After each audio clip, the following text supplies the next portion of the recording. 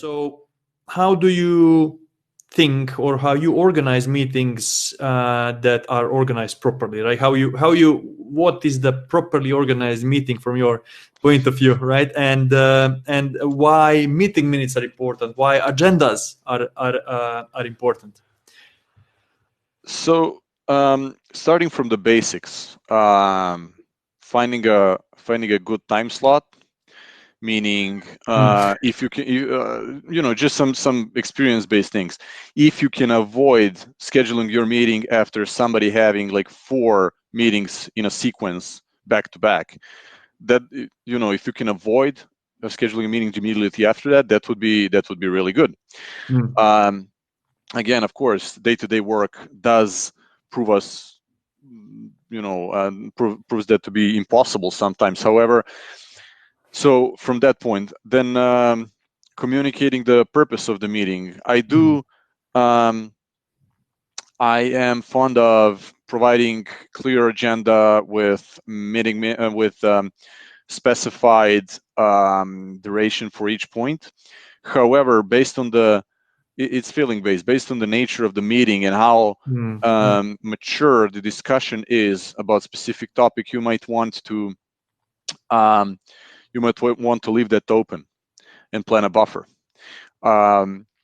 Secondly, of course, meeting minutes. You will, I guess, encounter, and you have encountered probably that there are very effective people who don't keep meeting minutes. I personally prefer keeping meeting minutes because I think it's a good way to remind yourself specifically what was discussed. It is kind of due diligence on any project that has proven to be best practice throughout number of years, not just my experience, but many other way older and more experienced project managers. So time slot, agenda, meeting minutes. The not so basic thing, I would guess, would be within the meeting to be able to cut through the discussion when you don't understand the topic very well. So as project managers, you are not subject matter experts in most cases. You might be it would be excellent actually to expand that topic now, because it's often a question. So should you actually be this SME? How to handle when you don't know that topic in the meeting? So just to expand on that one. If we want to expand the topic, I would go one step back and say that project management is in essence the same across all industries, assuming that you understand the terminology on high level. Now, my personal view on that, and within the project management world, there are discussions on forums, should you be SME or not? My personal view is no. You should, as mentioned, understand on high level what the terminology is and potentially be able to challenge certain estimates, meaning if somebody tells you that he needs 3 days to go to a shop and come back home, you want to challenge that estimate, be able to challenge that estimate. And due to the fact that many project managers do not have deep understanding of the subject matter, it's not so easy to cut through the discussion and say, is this what we want to do?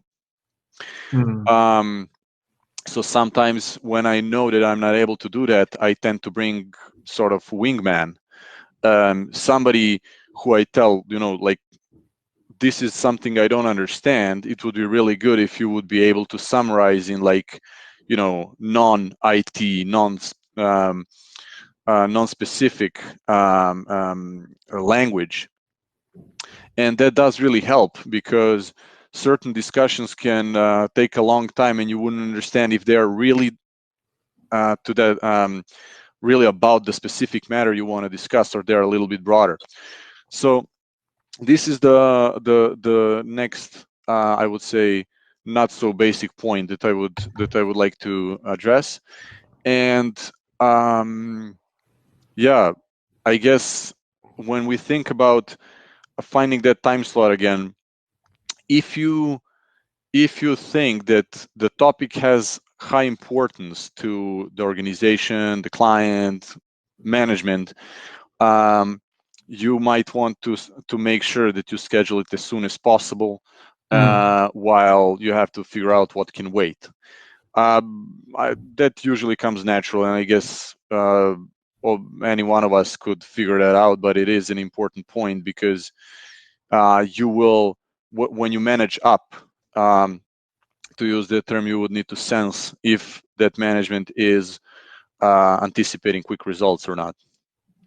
Those are great points. Honestly speaking, I would need to watch our recordings once again to cover all of the topics that you brought up. It's excellent.